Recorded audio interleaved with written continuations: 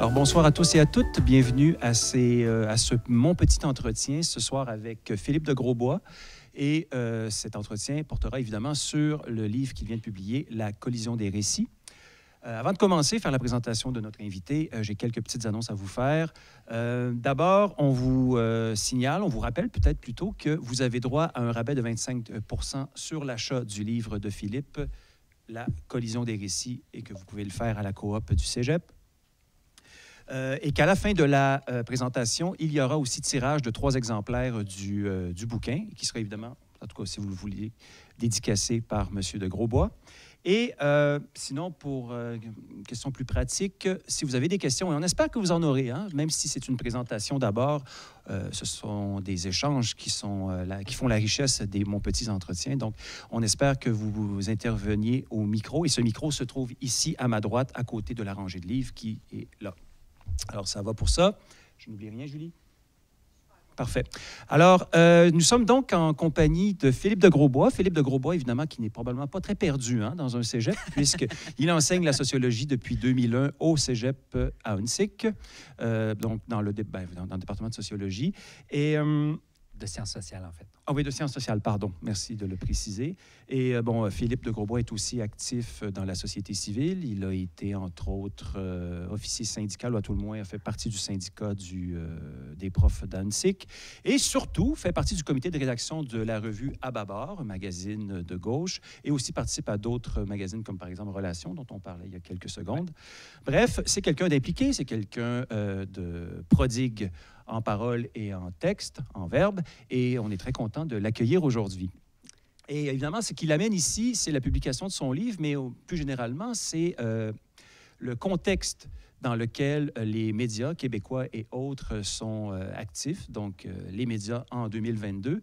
Et j'aimerais d'abord signaler que Philippe était au congrès de la FPJQ en fin de semaine, Fédération des professionnels des journalistes du Québec. Donc, c'était le congrès au Mont-Saint-Anne, oui, c'est ça, en banlieue de Québec.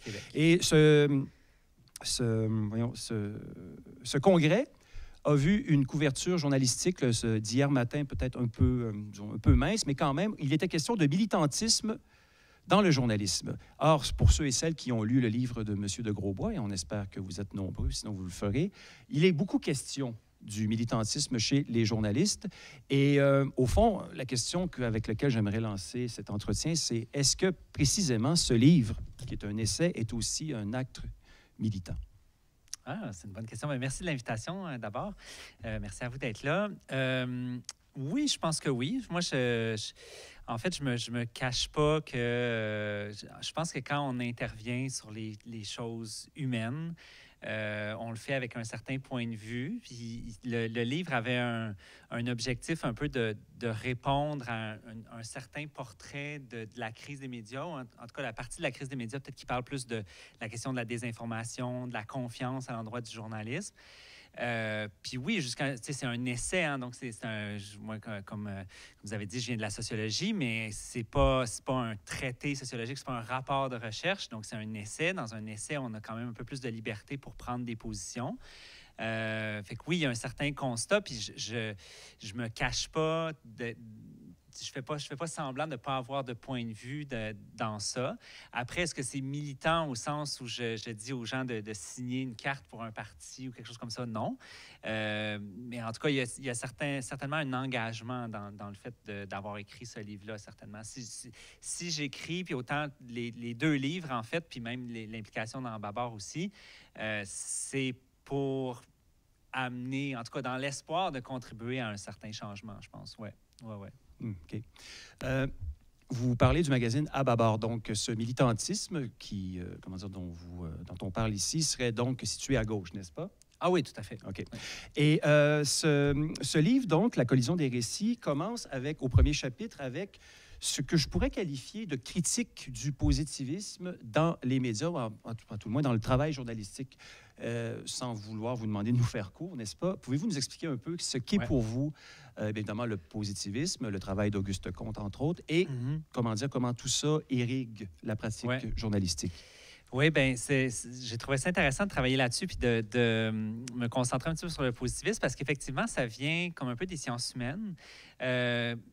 en fait, les sciences humaines qui elles-mêmes s'inspiraient des sciences de la nature. Donc, les sciences de la nature avaient connu des avancées quand même significatives, on va dire 16e, 17e, 18e siècle. Et puis, ben, rendu au 19e siècle, il y a certains penseurs, comme c'est ça, Auguste Comte, à sa suite, Émile Durkheim, donc qui vont devenir, dans le fond, les pionniers de la sociologie en France en particulier, qui fondent un peu cette approche-là du positivisme. C'est sûr, positivisme, on pense positif, là, au sens d'optimisme, mais c'est pas à ça que ça fait référence. Donc, le positivisme, c'est l'idée un peu de copier ou de s'inspirer du modèle scientifique qui vient des sciences de la nature. Entre autres, là, en sciences humaines, là, en sciences sociales, l'idée d'avoir des lois, pas comme des lois à l'Assemblée nationale, mais comme la loi de la gravité, d'avoir des lois du développement des sociétés, d'essayer de repérer des constantes universelles. Puis, il y a l'idée aussi d'un certain détachement. Donc, Durkheim, il dit, bien, il faut considérer les faits sociaux comme des choses. Donc, il faut se séparer de ces faits-là. Il faut séparer aussi nos émotions. Donc, ça se passe dans le cas de Durkheim, là, c'est fin 19e, début 20e. Puis, le journalisme va s'inspirer de ça. Et ce que j'appelle dans le livre l'approche positiviste du journalisme, c'est vraiment à partir des années 1920 à peu près que ça devient quelque chose de plus installé. Puis, dans le journalisme, ce que ça veut dire, c'est qu'il y a une phrase qu'on dit même parfois encore aujourd'hui, qui est de dire, bien, on a le droit à ses opinions, mais on n'a pas le droit à ses propres faits. C'est un peu une façon un peu de résumer c'est quoi l'approche positiviste en journalisme. Bien, c'est que les faits, ils sont détachés de nous. C'est vraiment l'idée, en fait, si je dis détaché, c'est vraiment l'idée de séparer. C'est comme s'il y a des oppositions binaires qui sont très nettes. Il y a les faits, il y a les opinions, il y a faire du journalisme, il y a l'engagement. Si on arrive plus à aujourd'hui, il y a les médias traditionnels, il y a des médias sociaux, il y a la raison, il y a l'émotion. Donc, c'est vraiment de faire des séparations qui sont très nettes pour essayer d'avoir une connaissance ou une information qui serait neutre, qui serait dépourvue de tout biais. Donc, toute la crainte qu'on a, puis on parlait du congrès de la FPJQ tantôt. Moi, j'ai participé à un autre panel la même journée qui était sur une thématique un peu similaire, c'est sur la question de la neutralité. Puis, chez les journalistes, donc c'est encore un courant très fort dans le journalisme, le positivisme, c'est-à-dire qu'il y a vraiment l'idée que c'est possible d'être détaché, de représenter la nouvelle, de faire des nouvelles en étant à l'extérieur. On est simplement un observateur de ce qui se passe dans la société, de ce qui se passe en politique. Et donc, l'être humain qui rapporte ou qui construit, mais déjà en disant construit, je suis déjà en train d'avoir un autre point de vue, mais l'être humain qui rapporte la nouvelle, ben il n'est pas intervenu là-dedans. Il s'est contenté de rapporter les faits. Fait que c'est une approche qui est encore très forte en journalisme. Puis ce qui est frappant, en fait, c'est que quand on regarde en sciences humaines, en sciences sociales, s'il y a des gens en sciences humaines ici, ben il y a beaucoup d'autres approches qui se sont développées après ça. Les sciences humaines et sociales ont fait beaucoup de chemin. Puis il y a beaucoup des historiens, des sociologues qui sont pas dans cette séparation nette. Je pense, juste prendre un exemple, l'historien Howard Zinn aux États-Unis, ben c'était quelqu'un qui était extrêmement engagé, puis ça venait... ça percolait jusque dans son travail, l'histoire populaire des États-Unis. Il y a vraiment l'idée de prendre le contre-pied d'un certain récit historique dominant. Fait que dans les sciences humaines, c'est comme si on est... Bon, il y a encore des gens qui se réclament du positivisme, on est quand même un peu passé à autre chose. Mais en journalisme, c'est encore très, très, très puissant. Il y a vraiment une volonté là, presque rigide de pas trop sortir de ça. C'est comme si on sort de ça, bien là, tout d'un coup, là, on devient des militants, on est aveuglé par la cause. On ne voudra plus entendre des faits qui vont dans le sens contraire de la cause à laquelle on a adhéré. Puis, il me semble que ça... En fait, ce que j'essaie d'amener dans le livre, c'est que la crise qu'on voit en ce moment du journalisme, c'est peut-être une occasion, justement, de repenser ça, de sortir un peu de ces oppositions binaires-là, puis de renouveler un peu la façon, finalement, de faire du journalisme, parce qu'il y en a plein d'autres façons qui peuvent être très intéressantes aussi, là. Quand vous parlez de faire du journalisme et de l'approche positiviste, est-ce que vous ne pensez pas que, par exemple, cette approche-là a quand même sa pertinence pour ce qu'on pourrait dire, par exemple, ceux qui font du fait divers, par exemple, du journalisme d'enquête, où, justement, il y a des faits, en tout cas, ce qu'on considère être des faits, là, qui sont, comment dire, des objets là, qui sont inattaquables, si on veut. Est-ce que pour ce type de journalisme-là, donc de terrain, le travail de reporter, si on veut, ça peut encore être pertinent? Ah, ben, c'est-à-dire le fait de s'appuyer sur des faits, de s'appuyer sur des données, sur des documents concrets, moi, je suis absolument pour ça. Là. Je pense qu'il faut absolument garder ça. Donc, vous parliez de journaliste d'enquête. Bien, clairement, le journaliste d'enquête, le meilleur journaliste d'enquête qui se fait actuellement, je pense par exemple à Thomas Gerbet à Radio-Canada, qui souvent va chercher des documents de la CAQ, tout ça sur la fonderie Horn, si vous connaissez un petit peu l'histoire autour de la fonderie Horn à Rouyn-Noranda, sur, qu'est-ce que la santé publique savait, quel genre de rencontres ils ont eu. Bien, ça prend des documents tangibles, ça prend des faits. Donc, absolument, donc, c'est pas... Je suis pas en train de dire que, dans le fond, s'appuyer sur les faits, c'est ringard, puis finalement, on fait tous de l'opinion, puis on peut tous dire un peu ce qu'on pense, tous dire n'importe quoi. C'est plus l'idée que les faits sont jamais complètement seuls. Il y a toujours un travail qui est produit, qui mène aux faits. Je vais vous donner un exemple très concret. Mettons qu'on prend les résultats électoraux. Les résultats des dernières élections, on a les pourcentages des différents partis. On pourrait dire, ben là, c'est des chiffres, c'est indéniable, là, ces chiffres-là. Il n'y a pas rien à contester là-dedans. Mais en même temps, je voyais des gens sur Twitter qui faisaient un travail de voir quel pourcentage ça donne quand on compte les personnes qui n'ont pas voté. Parce qu'on va dire, là, je ne sais plus en fait c'est quoi les résultats précis. Peut-être que Jacques pourrait nous aider là-dessus. Mais donc, si par exemple la CAQ a eu, je ne sais pas, le 35 des voix, mais dans le fond, c'est 35 des voix des gens qui ont voté. Alors que si on compte, si on mettait le pourcentage des gens qui n'ont pas voté, même parfois, c'est ça, entre guillemets, la principale voix, c'est la voix vainqueur, c'est la voix des gens qui n'ont pas voté. Mais évidemment, les gens peuvent ne pas voter pour toutes sortes de raisons. Mais là, déjà, on arrive à des pourcentages assez différents. Finalement, on se rend compte que la proportion des Québécois et Québécoises adultes qui ont mis un X à côté de quelqu'un de la CAQ, c'est pas le pourcentage qui est amené là parce qu'il y a des gens qui n'ont pas voté, qui ne sont pas comptés. Fait que c'est juste un petit exemple pour dire, ben oui, c'est des faits. C'est pas que de l'amener les chiffres d'une telle façon, c'est mensonger ou que tout est de l'opinion, tout est relatif, mais c'est de montrer que les faits, on les travaille quand même. Il y a des choix qui sont faits. Il y a aussi de savoir de quoi on va parler, avec quels mots on va en parler, qui on va aller interviewer. Donc, tout ça fait que ce qui nous est amené ensuite comme des nouvelles, comme de l'information, mais il y a tout un travail humain derrière ça.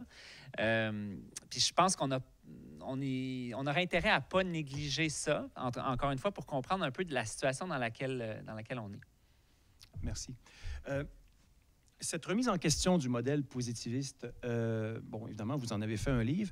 Est-ce que dans vos différentes interventions, je sais que vous intervenez dans certains médias, vous étiez au Congrès, vous avez débattu en fin de semaine, comment est-ce que c'est reçu par ce qu'on va appeler là, rapidement les travailleurs de l'info?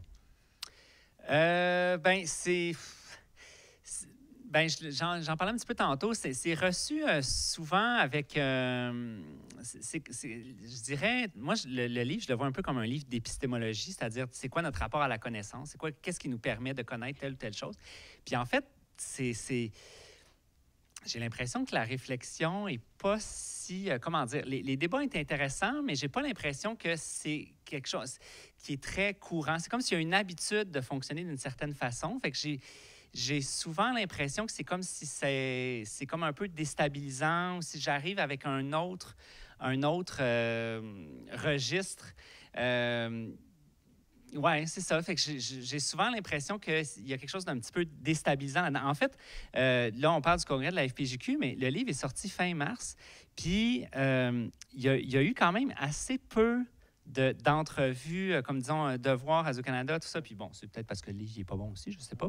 Mais par rapport au premier, le premier, c'était comme, tu sais, je parlais d'Internet, tout ça. Puis là, les médias sont quand même assez sensibles à la puissance des GAFAM, tout ça, parce que ça joue sur leur financement. Fait que là, il y a assez facilement, j'avais été invité dans des entrevues Alors que là, c'est plus... c'est drôle parce que c'est ça, vous demandez c'est quoi la réaction, mais en tout cas, dans les premiers mois du livre, j'avais l'impression que la réaction, c'était plus comme une espèce de silence gêné. Puis on l'a envoyé, l'éditeur l'a envoyé à plein de monde. Puis je me souviens, il y a eu, à un moment donné, quelqu'un de Radio-Canada qui a répondu au responsable des communications d'Éco-Société quand il avait envoyé le communiqué, tout ça. Puis la réponse, c'était quelque chose du genre, par courriel, là, la réponse, c'était quelque chose du genre « Wow! Point d'exclamation. Vraiment intéressant. Ça correspond tout à fait aux discussions qu'on a en ce moment dans les salles de rédaction. Hein? » Mais c'est une approche très controversée. C'était ça dans le courriel. Fait que, c'est vraiment intéressant, mais on ne sait pas trop quoi faire avec ça. C'est comme si... parce que j'essaie quand même dans le livre de prendre le contre-pied de plusieurs idées, plusieurs phrases qui, moi, m'apparaissent un peu comme des lieux communs, c'est-à-dire des choses qu'on répète, entre autres sur le rôle des médias sociaux dans la désinformation, l'idée qu'on serait dans des chambres d'écho, qu'on serait dans des bulles filtrantes, c'est des choses qui sont toujours répétées, puis finalement, quand on regarde d'un petit peu plus près la recherche, bien, les chambres d'écho, ça concerne peut-être pas tant de monde que ça, puis c'est peut-être pas si puissant que ça non plus. Donc, c'est comme si il est comme... On dirait qu'il est difficile à prendre pour eux, j'ai l'impression. Une des choses que j'ai remarquées personnellement, c'est que vous avez été cité par l'éditeur adjoint, je crois c'est son titre, François Cardinal, récemment, dans un édito où, précisément, il faisait une profession de foi en faveur, évidemment, de son canard, mais aussi de l'objectivité, du devoir d'objectivité dans la profession. Par ailleurs, je me permets de signaler que vous n'êtes pas juste un prof de cégep, mais que vous êtes un professeur de sociologie. J'ai trouvé que ça manquait de classe. Oui, parce que c'est ça, c'est écrit, comme le dit le prof de cégep. Oui. Mais tout ça pour dire que, clairement, ça met le doigt sur quelque chose qui chicote. Hein? Et je pense que on pourrait peut-être en profiter pour passer au deuxième chapitre de votre livre qui traite, de façon générale, de l'objectivité, n'est-ce pas? De ce qui est un peu, disons, l'obligation que se donnent les journalistes de faire preuve de l'objectivité, ou à tout le moins le plus possible. Et bien évidemment, ce chapitre-là, dans votre livre, critique cette approche-là et même critique cette appropriation du terme-là par les journalistes. Pouvez-vous nous en dire plus? Oui, bien dans ce chapitre-là, en fait, c'est un chapitre assez historique où est-ce que j'essaie de, justement, parce que comme on est vraiment dans la crise en ce moment, je trouve que des fois, on prend peut-être pas assez le temps d'avoir un recul historique sur comment, justement, cette approche-là s'est construite, comment il y a une certaine vision de l'objectivité qui en est venue à prendre place. Fait que je remonte, dans le fond, dans l'histoire pour montrer qu'il y a un certain contexte historique qui a mené à ça. Le journalisme, mettons, au 19e siècle, c'était un journaliste qui était beaucoup plus assumé comme étant un journaliste de combat, un journaliste d'opinion, soit d'avocats, ça peut même être de militants syndicaux, de politiciens en préparation de carrière, de membres du clergé, ces choses-là. Donc, c'était très assumé que c'était du combat. Et puis, ben, dans le fond, c'est qu'au tournant fin 19e, 20e siècle, il y a une capacité de produire de la presse quotidienne. Les journaux d'opinion de combat, c'est plus des revues, des magazines. Ça sort dans des intervalles plus longs. Mais là, on peut faire du quotidien, on peut faire de l'information au quotidien. Puis, on est dans une période où il y a beaucoup plus d'urbanisation. Il y a des grandes vagues d'immigration aussi, donc des gens de toutes sortes de cultures, qui parlent toutes sortes de langues aussi, qui arrivent au pays. Puis donc, c'est comme si l'idée d'avoir un journaliste qui est comme plus factuel, là, entre guillemets, c'est comme si ça répond aussi à un certain besoin économique parce que c'est un peu le plus petit dénominateur commun. C'est-à-dire que là, on va pas se camper dans une certaine position en étant de tel camp politique ou dans tel combat. On va essayer de fournir aux gens le matériau de base de qu'est-ce qui se passe dans le monde autour d'eux. Puis après ça, eux pourront s'en saisir puis faire un petit peu l'interpréter un peu comme ils veulent. Puis l'autre raison aussi pourquoi l'objectivité devient comme beaucoup plus importante à ce moment-là, donc c'est ça, tournant du 20e siècle, puis dans les premières décennies du 20e siècle, c'est que c'est une période aussi de très forte contestation politique. Fait qu'il y a des mouvements syndicaux, des mouvements radicaux, des mouvements socialistes, anarchistes, les féministes aussi, une vague féministe qui pousse très fort, entre autres, le mouvement des suffragettes, mais pas seulement. Donc, c'est une période de grand tumulte. Et il y a, dans le fond, une réflexion dans les élites politiques, économiques de l'époque qui est de dire, c'est comme là, on est peut-être en train de perdre le contrôle un peu. C'est-à-dire que le système capitaliste, entre autres, est l'objet de très forte contestation. Et puis ça, c'est une réflexion d'ailleurs qu'il y a aussi dans les sciences sociales, c'est dans les milieux politiques et économiques d'élite, mais aussi dans certaines sciences sociales. Donc, peut-être on connaît Gustave Le Bon sur la psychologie des foules. Là, il y en a Gabriel Tarde qui va faire aussi la foule et l'opinion. Puis en fait, c'est Tarde en particulier, ce qu'il dit, c'est que dans le fond, les journaux, ça peut être, parce qu'à l'époque, évidemment, il n'y a pas encore de radio, il n'y a pas de télé, tout ça, les journaux, ça peut être une occasion de baliser les débats, d'avoir quelque chose qui est moins... parce que c'est ça, il y a des journaux qui sont, encore une fois, très, très combatifs, qui participent à de l'organisation politique. Donc, eux disent, bien là, il faudrait qu'on ait des journaux qui viennent un peu comme encadrer ces débats-là, de venir fixer un peu ce qui est de l'ordre d'un débat plus raisonné, plus sain, fixer comme un certain nombre de balises sur ce qui peut être questionné, ce qui ne peut pas être questionné. C'est aussi la période où il y a l'industrie des relations publiques qui se développe. Donc là encore, il y a comme un souci, une préoccupation assez forte de baliser l'opinion publique. Si vous connaissez un petit peu Noam Chomsky, bon, un des livres puis un des films connus là, à propos de Noam Chomsky, c'est la Manufacturing Consent, la fabrique du consentement. Bien, cette expression-là, ça vient d'un des penseurs de l'époque qui s'appelle Walter Lippmann. Puis c'est vraiment l'idée que il y a un rôle que les médias doivent jouer dans encadrer les débats. Puis donc, c'est dans ce sens-là aussi que l'objectivité, c'est comme une façon aussi de refroidir les esprits, si je peux dire, là, de ne pas partir sur des grands appels à l'insurrection ou à la révolution. Fait que il y a tout ce contexte-là qui fait que l'objectivité, en tout cas une certaine forme d'objectivité, ou même, en tout cas, on préfère la distinction même entre neutralité puis objectivité, mais disons qu'il y a une certaine forme d'objectivité qui se met à se mettre en place pour toutes ces raisons-là. C'est des raisons économiques, dont on a un certain marché à aller chercher, qu'on veut rejoindre par une information qui est facilement assimilable par toutes sortes de gens, puis des raisons politiques aussi. Est-ce que c'est à cette époque-là qu'on pourrait parler, de la professionnalisation du métier de journaliste? Aussi, oui, c'est ça. Comme avant, on était justement dans un journalisme qui se cachait pas de ses prises de position. Là, effectivement, dans la même période, c'est ça, si on s'en va dans les années 20, dans les années 30, il y a une professionnalisation. Il y a la radio aussi qui arrive, il y a Radio-Canada, d'ailleurs, des premières sociétés d'État aussi, journalistes de guerre. Donc, il y a un certain professionnalisation qui se fait.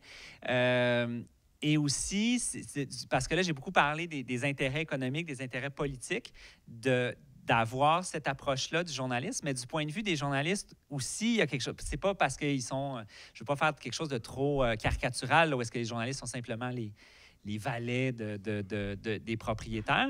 Du point de vue des journalistes, c'est intéressant aussi parce qu'ils voient qu'ils peuvent aller chercher une certaine forme de crédibilité là-dedans, qu'ils peuvent aller chercher une reconnaissance, puis donc en ayant une approche plus sérieuse, entre guillemets, bien, ils vont être... mieux reçu. Surtout que, bon, je parle des guerres, il y a la Première Guerre mondiale, 14-18, Deuxième Guerre mondiale, 39-45, puis je parlais tantôt de la contestation. C'est des périodes qui sont très tumultueuses. Il y a des formes de propagande aussi qui se développent, surtout dans le contexte de la Première Guerre mondiale. Donc, il y a des parallèles à faire avec aujourd'hui, c'est-à-dire que le système de l'information est très chaotique. Il y a des affaires qui viennent un peu partout.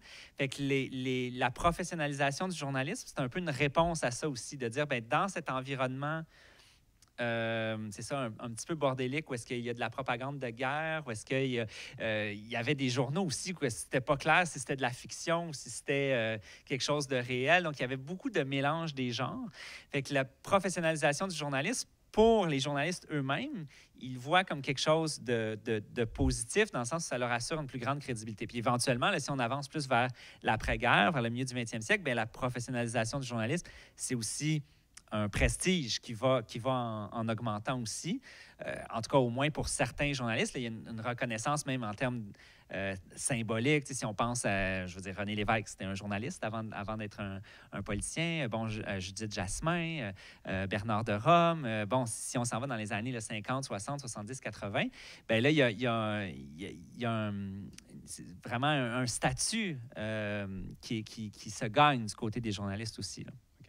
Et justement, ce statut-là qui se gagne par les journalistes, souvent, on commence au bas de l'échelle. Et au bas de l'échelle, lorsqu'on est journaliste, c'est quoi? Bien, c'est de faire du terrain. Je reviens à ce qu'on disait tout à l'heure.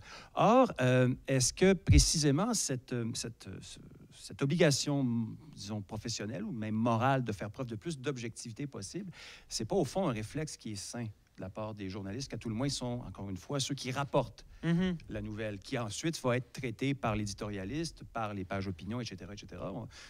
Il y a une structure, pas de caste, il ne faut pas exagérer, mais dans un journal, il y a une hiérarchie.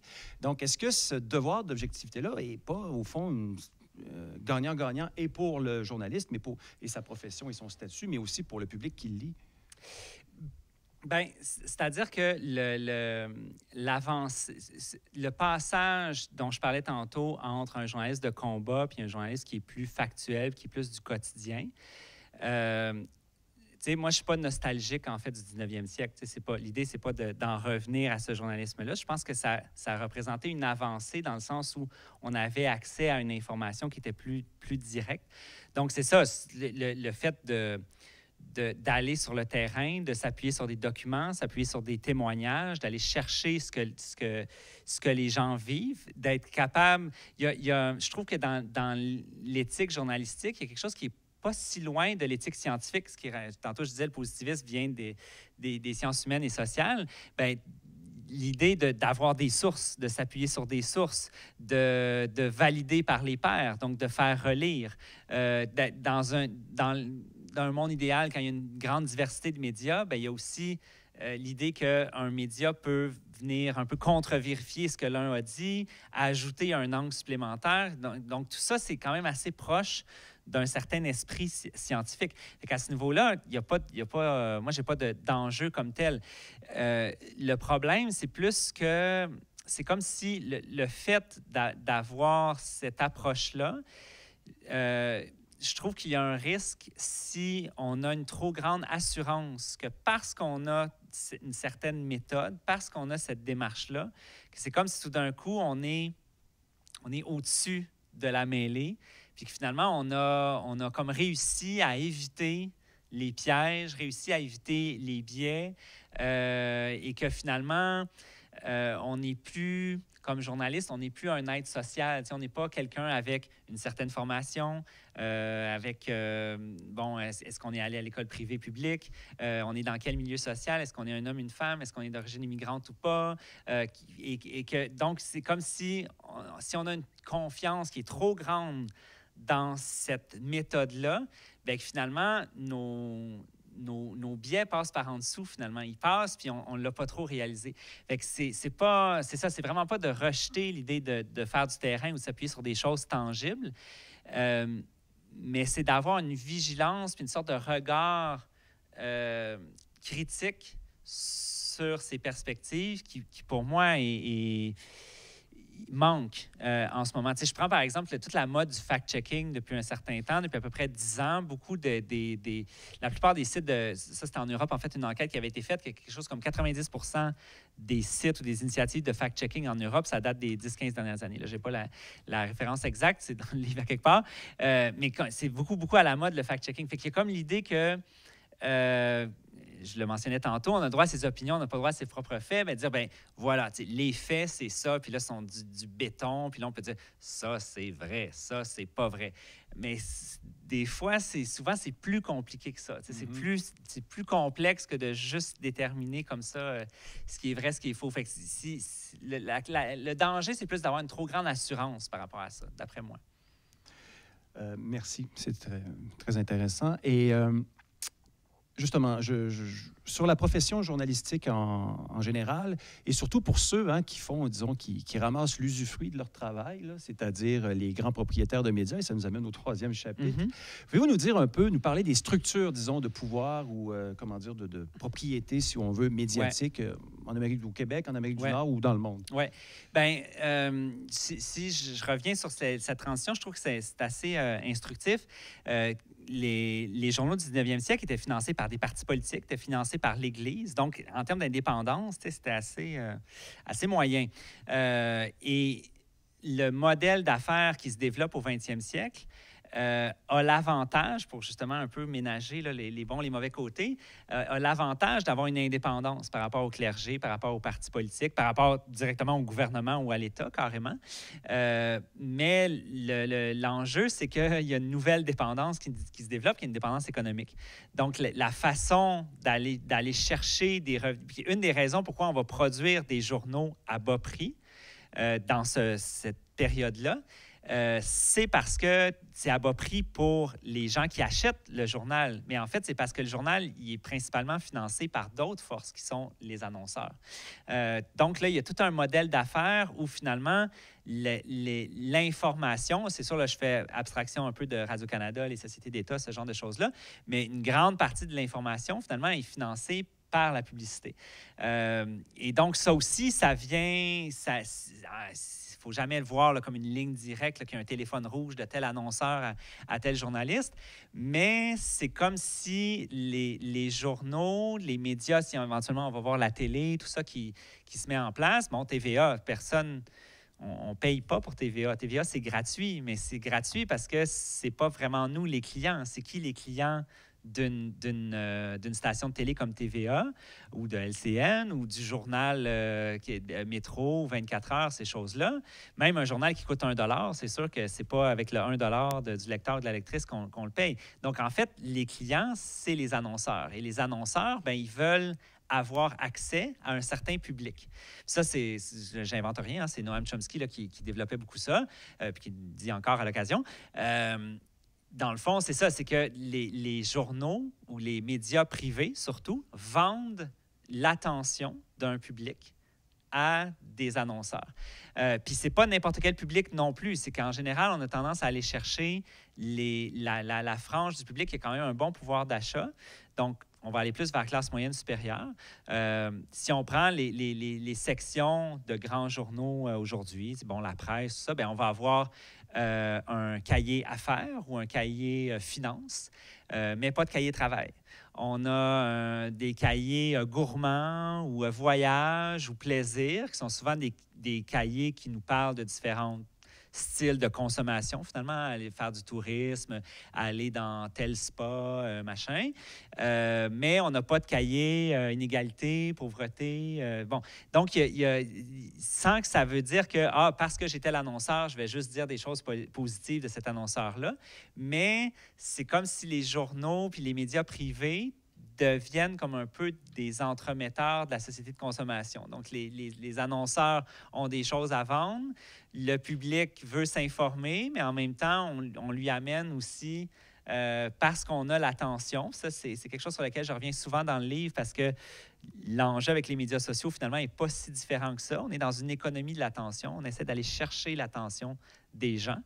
Fait que le modèle des médias privés qui va être très fort au 20e siècle, donc jusqu'à la crise éventuelle des médias, mais ça arrive même quasiment dans les années 2000. Là. Donc, vraiment, toute la deuxième moitié du 20e siècle, c'est souvent considéré comme un âge d'or du journalisme, parce que ce modèle-là fonctionne super bien, en fait. C'est comme un des morceaux de la société de consommation qui est de rendre le message des annonceurs disponible à un certain public en échange d'une information, en gros.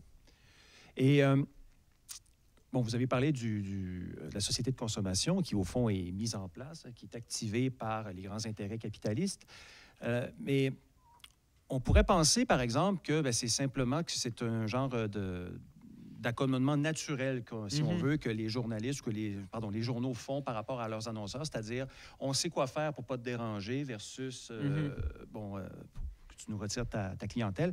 Mais est-ce qu'il y a d'autres facteurs plus directs d'influence qui, par exemple, dans votre livre, vous parlez entre autres des think tanks de droite, là, ou encore carrément des propriétaires eux-mêmes. Là, on pense entre autres à l'époque à Pierre Pellado et ensuite son fils. Ouais. Est-ce que, comment dire, est-ce que cet âge d'or-là avait prévu, si on veut, des frontières pour éviter, à tout le moins, pour garder les apparences, correctes, et qu'il n'y ait pas genre, ça c'est le journal, par exemple, de Pellado, puis ce sont ses idées.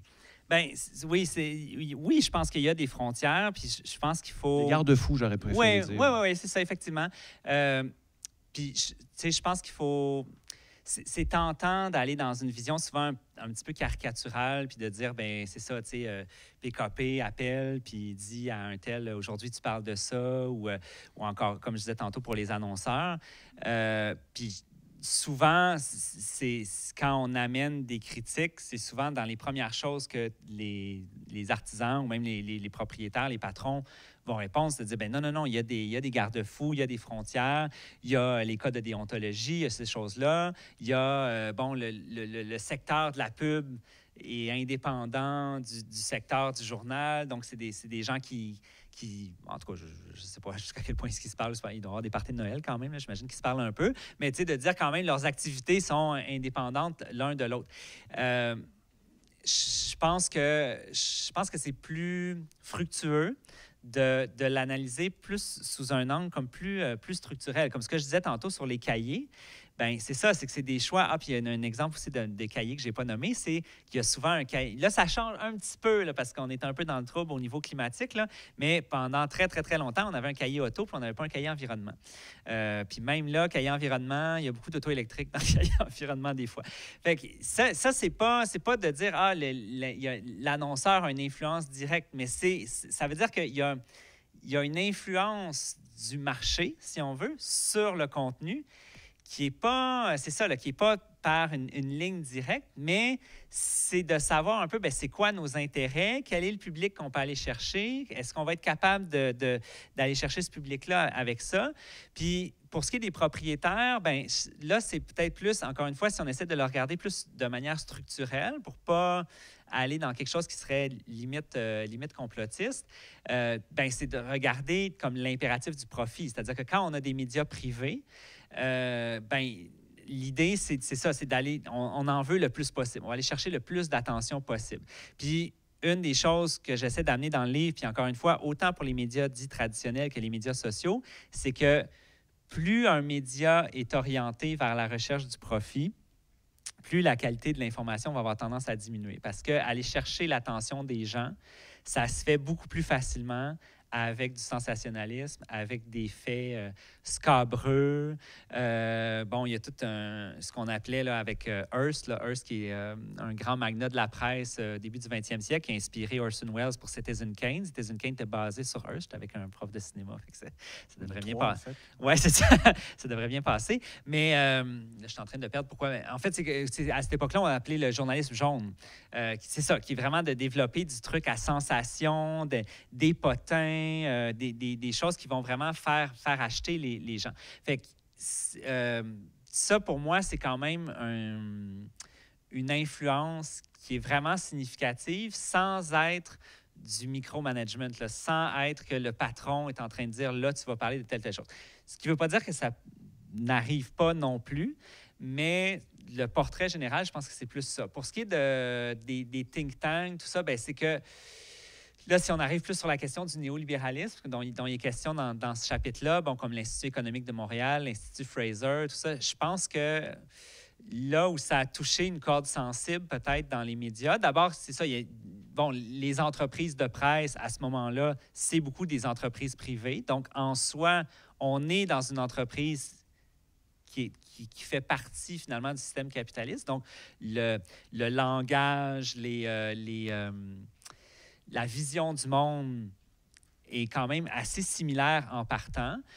Puis ensuite, ben, ces instituts-là, ces think tanks-là qui font beaucoup la promotion du libre marché en santé, en éducation, faire le palmarès des écoles, ces choses-là, qui sont beaucoup des manières de faire pénétrer l'idéologie néolibérale dans les esprits puis dans les débats publics. Bien, je pense que l'approche positiviste dont je parlais tantôt, l'idée de se baser sur des faits, sur des chiffres qui sont comme pas contestables, bien, les think tanks sont habiles pour jouer là-dessus parce qu'ils arrivent avec des trucs chiffrés.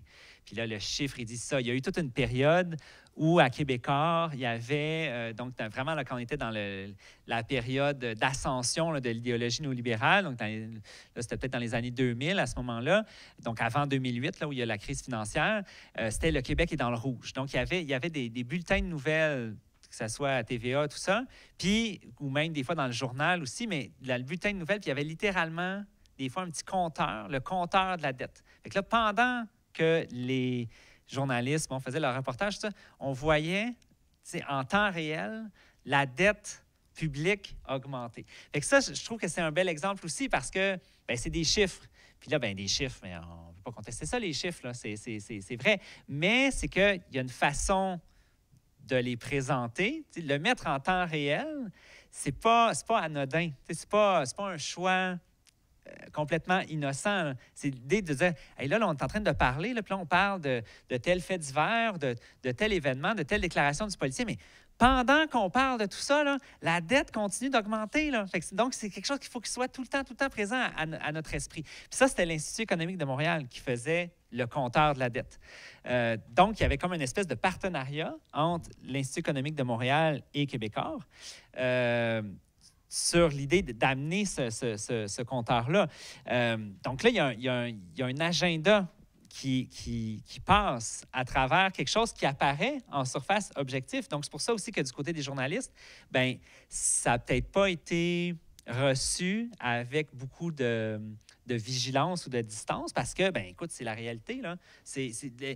Tout l'argumentaire néolibéral, les lucides qu'on appelait, là, il y a eu le Manifeste pour un Québec lucide qui était dirigé par Lucien Bouchard, mais il y avait Joseph Facal, je pense qu'il y avait Pierre Fortin aussi dedans. Ben, c'était toute l'idée de dire, ben il faut être lucide, il faut regarder la réalité en face. Donc, il y a toute l'idée que les chiffres, ça ne ment pas. Mais en réalité, la dette publique, plus tard, il y a eu l'IRIS, l'Institut de recherche d'information socio-économique, puis d'autres qui ont beaucoup relativisé ça, de dire, attendez un petit peu, là, la dette, il faut le mesurer avec le PIB, puis quand on regarde avec le PIB, finalement, c'est peut-être pas si pire que ça, puis dans le fond, c'est un peu comme avoir une hypothèque, mais en même temps, nous autres, le contexte est différent aussi de juste une famille, puis ils sont venus tout un peu recontextualiser ça en disant, bien, peut-être que finalement, c'est peut-être pas si pire que ça, ou peut-être que c'est pas qu'il faut couper dans l'aide sociale, mais qu'il faut peut-être juste taxer davantage les banques. Mais pendant longtemps, ça a passé un peu comme un discours parfaitement posé et neutre, chiffré, donc qui ne pouvait pas vraiment être contesté.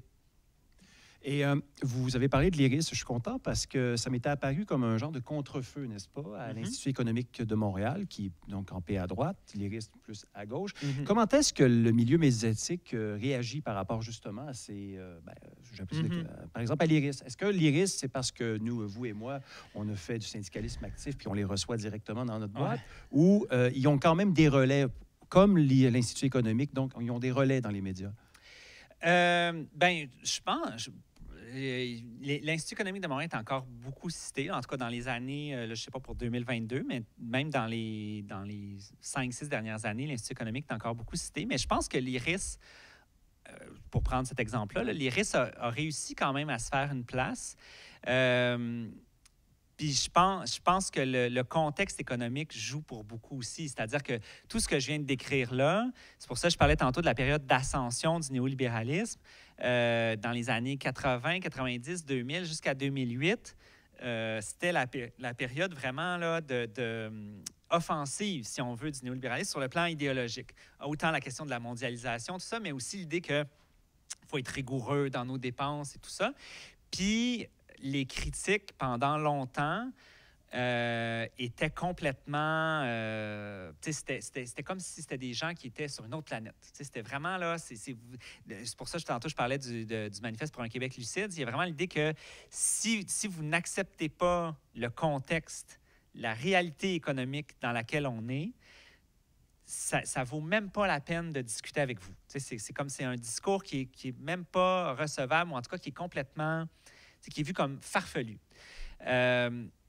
Puis je pense que la crise financière de 2008 et toute la période des années 2010, qui était une période de très, très forte contestation, la première moitié plus à gauche, puis la deuxième moitié plus, avec la meute, tout ça, où est-ce que là, on voit, puis Trump, il y a une extrême droite qui commence à embarquer.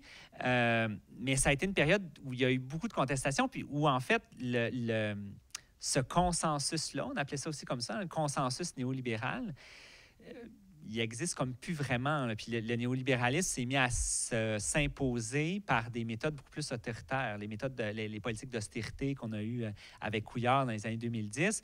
Là, on n'était plus dans dire « Ah mon Dieu, mais là, c'est donc bien merveilleux, la planète est devenue un village global et puis tout va être super. » Donc, je pense que dans ce contexte-là, des instituts, des groupes de recherche comme l'IRIS, on commençait à avoir davantage d'espace parce que ça devenait de plus en plus évident. Puis, j'ai parlé de la contestation, je n'ai pas vraiment donné d'exemple, mais Occupy Wall Street en 2011, la grève étudiante de 2012, qui étaient des contestations très, très, très fortes, puis qui avaient comme une sorte de résonance dans une grande partie de la population. Je pense que ce genre de mouvement-là, de soulèvement-là, a donné davantage d'espace à des groupes comme ceux-là. Puis, je pense que ça vaut jusqu'à aujourd'hui, je dirais. Il y a une firme qui s'appelle la firme Edelman qui souvent fait des enquêtes sur la confiance des gens. Puis d'ailleurs, les journalistes la citent souvent parce que c'est beaucoup eux qui mesurent la confiance de la population envers les journalistes. Puis bon, souvent, c'est de dire, ben là, ça décline et tout ça. Mais ils mesurent la confiance à l'endroit de beaucoup d'affaires, en fait, beaucoup d'institutions. Puis l'enquête Edelman, ils en font pas mal ça chaque année. L'enquête Edelman de 2022, quand on regarde le PowerPoint, vous irez, faites vos recherches, vous irez voir Edelman, rapport sur la confiance 2022 au Québec. Là. Et puis, il y a comme un PowerPoint qui est disponible. Et puis, il y a une des statistiques, c'est 50% des Québécois et Québécoises pensent que le capitalisme est plus nuisible que bénéfique. C'est quand même, moi, je trouve que c'est une statistique extrêmement forte. Puis Edelman, c'est pas l'IRIS, c'est pas l'Institut économique non plus, mais de Montréal. Mais c'est quelque chose d'assez qui est vraiment pas orienté là, idéologiquement de cette façon-là. Et ils arrivent avec une statistique comme celle-là. Le système économique dans lequel on vit, on baigne tous et toutes au quotidien, il y a la moitié des Québécois et des Québécoises qui pensent que ce système-là est plus nuisible que bénéfique. Donc, ce consensus-là est beaucoup plus... n'existe plus, en fait. Il est complètement éclaté. Puis c'est pour ça aussi que j'arrive à l'idée de la collision des récits. C'est-à-dire que maintenant, les points de vue sont beaucoup plus campés. C'est beaucoup plus difficile d'avoir un récit unanime sur ce qui est en train de se passer dans la société parce que ça va beaucoup plus dans tous les sens. Vous revenez sur le titre du livre et je m'en veux parce qu'il y avait une question que je voulais vous poser dès le début, puis j'ai oublié. Je vais me permettre de le faire maintenant. Il n'est pas trop tard, c'est pas fini. Ouais, j'espère. Justement, récit. Lorsque j'ai lu votre livre, j'avais parfois l'impression que récit aurait dû être... j'assume, aurait dû être remplacé par discours. Mm-hmm. OK? Tandis que vous parlez de récit. Et mon collègue Sébastien, lorsque je parlais de cette question-là que je me posais, disait, c'est peut-être une traduction de narrative. OK? Mm-hmm. Alors, vous confirmez? Oui, pas mal, oui. Okay. Oui. Alors, c'est quoi pour vous la différence entre un récit et un discours, par exemple? Bien, moi, c'était plus quand j'ai choisi... Non, ça va. Je réfléchis, mais quand j'ai choisi récit, c'était plus par opposition à idéologie. Je n'avais pas trop pensé par rapport à discours. Ce que j'aimais de récit, c'était plus l'idée qu'on peut véhiculer une certaine lecture du monde, une certaine lecture de la réalité, sans que ça soit nécessairement volontaire. L'idéologie, ça fait plus référence à, justement, puis peut-être discours aussi, dans un sens, là, vous me direz si c'était peut-être pas la définition de discours que vous aviez, mais quand on est dans l'idéologie, dans le discours, on est plus dans quelque chose qui est articulé de façon plus consciente, où est-ce qu'on veut vraiment faire passer un message. Puis pour moi, l'idée de récit, c'est pas tellement ça. C'est plus de dire que ça peut être ça. Ça peut en faire partie, mais un récit, ça peut être une certaine lecture. J'aime bien aussi le terme de lecture, c'est-à-dire que par le choix qu'on fait de faits, par le choix des mots qu'on va utiliser pour décrire une certaine réalité, il y a c'est une façon de raconter le monde, d'où l'idée aussi de récit, tandis que idéologie, discours, j'ai l'impression qu'on est plus qu'on a vraiment fait un choix sur qu'est-ce qu'on veut amener aux gens. Mais je disais, de quel fait on va choisir de parler. Il y a une étude qui est sortie en début 2021 qui disait que la PlayStation 5, à l'échelle de la couverture mondiale, là, la sortie de la PlayStation 5 a été l'objet de davantage de couverture médiatique que 10 crises humanitaires réunies. Je trouve que pour comprendre ça, le terme de récit est plus intéressant que discours. C'est-à-dire que le fait de parler de la PlayStation 5 à profusion, pendant qu'il y a plein de crises humanitaires qui se passent dans le monde, c'est une façon de raconter le monde aussi, en parlant plus de consommation. On revient à la question de la consommation aussi, dont on parlait tantôt. Mais ce n'est pas nécessairement à des fins idéologiques ou ce n'est pas nécessairement un discours sur la PlayStation 5. Ce n'est pas tant qu'on va dire la PlayStation 5, c'est une révolution ou nanana. Mais c'est une manière de raconter le monde. Puis ça n'empêche pas qu'on a peut-être juste dit des faits sur la PlayStation 5. Ce n'était pas nécessairement une opinion, c'était pas nécessairement une pub déguisée. Peut-être un petit peu une pub déguisée, mais je veux dire, on a dit des faits seulement. On s'en pris, on a testé tel jeu. Hein? Mais pour moi, c'est pas idéologique ou c'est pas nécessairement un discours. Je sais pas si c'était comme ça que vous compreniez le terme de discours. Là, je comprends mieux le choix du mot. Là. Merci beaucoup. Puis oui, c'était vraiment l'idée de narrative. Il y a une narration, en fait, c'était un peu l'idée dont je parlais au début, puis c'est vrai que c'était une bonne question pour l'intro, parce que c'est l'idée que les faits viennent jamais seuls. C'est qu'une fois, puis quand on regarde un portrait global de la couverture médiatique, toute l'addition de ce travail-là, il n'y a pas juste des faits là-dedans. Il y a un certain récit qui vient avec ça, et c'est le récit plus dominant, on va dire, dans la période du néolibéralisme, qui a éclaté, donc qui fait que maintenant, c'est comme s'il y a un vacuum, puis il y a un espace qui est ouvert pour toutes sortes de récits qui, eux, n'ont même plus de lien avec les faits. Donc, les récits complotistes, les trucs sur le vol de l'élection, que finalement, c'est pas Biden qui a gagné en 2020, c'est Trump qui a gagné. Bon, ça aussi, c'est des récits, mais là, c'est des récits qui sont comme complètement en apesanteur. Les faits ont comme plus d'importance. Mais c'est en regardant comment le récit répond à quelque chose qu'on peut comprendre. Parce que si on regarde juste du côté des faits, on fait comme, mais là, comment des gens peuvent croire à QAnon? Tu sais, QAnon, je ne sais pas si dans le public, vous connaissez un petit peu QAnon, comment ça marche. C'est l'idée qu'il y a une cabale ou une élite pédosataniste qui contrôle... c'est ça. Il y a une élite pédosataniste qui contrôle l'ensemble de l'État américain, tout le Parti démocrate et tout ça. Puis en fait, Trump, c'est le chevalier en bataille contre QAnon. Tu sais, c'est un récit là, complètement disjoncté. Et tout ça dans un sous-sol de pizzeria. Oui, c'est ça. Il y a toutes sortes d'histoires complètement farfelues. Ils kidnappent des enfants pour pouvoir avoir leur sang, pour avoir une jeunesse éternelle. C'est des trucs là, complètement là, fou. Donc, si on fait juste regarder ça sur le plan des faits, comme, à mon avis, le font beaucoup de journalistes, bien là, tu t'arraches les cheveux et tu te dis, bien voyons, comment des gens peuvent croire à ça? Alors qu'on peut beaucoup mieux comprendre le succès de thèses comme celle-là si on le regarde sur l'angle du récit. Qu'est-ce que ça dit? En quoi ça correspond à certaines valeurs politiques? Puis là, je ne suis pas en train de dire que QAnon, c'est une bonne idée, là. Mais c'est que si on veut comprendre comment des gens adhèrent à ça, c'est plus en allant à ce niveau-là. Ou même chose pour les platistes, hein, les gens qui croient que la Terre est plate, puis que finalement, c'est un grand complot qui nous fait croire que la Terre est ronde, mais finalement, la Terre est plate. C'est pas en allant au niveau des faits qu'on va le comprendre, c'est en allant au niveau du récit derrière. Ça nous permet de parler, merci, ça nous permet de parler du 4e chapitre qui est celui sur Internet. Et évidemment, quand on parle de QAnon, quand on parle des platistes, bien, on n'a pas le choix de parler d'Internet, parce que tout ça a pris feu, si on veut, sur Internet et plus précisément sur les réseaux sociaux.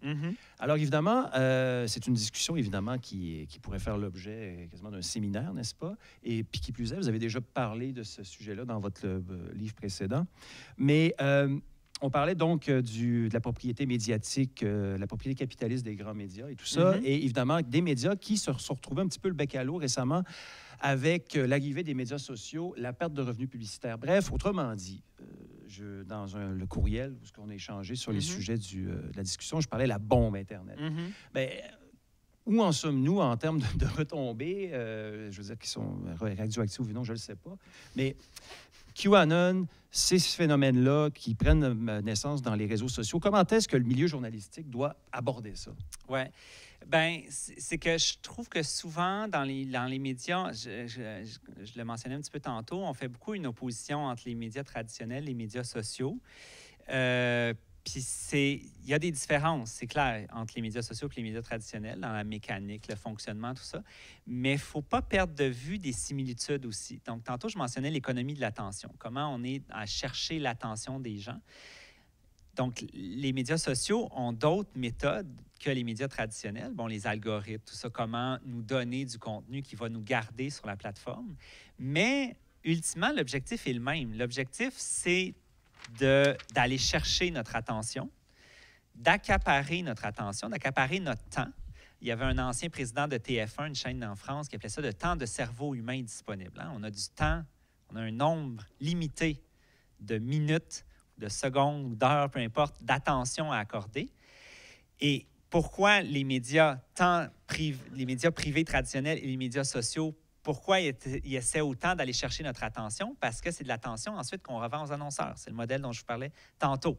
Bien, les médias sociaux, c'est le même principe. C'est juste que les moyens pour aller chercher cette attention-là sont extrêmement puissants, sont beaucoup plus forts que ce que les médias traditionnels avaient. Comment ils font ça? Bien, parce qu'ils peuvent accumuler des données sur nous et ils peuvent en savoir davantage sur ce qui va nous intéresser. Puis là, des fois, vous demandiez qu'est-ce que les journalistes auraient intérêt peut-être à voir différemment. Je pense que c'était un peu ça la question. Hein?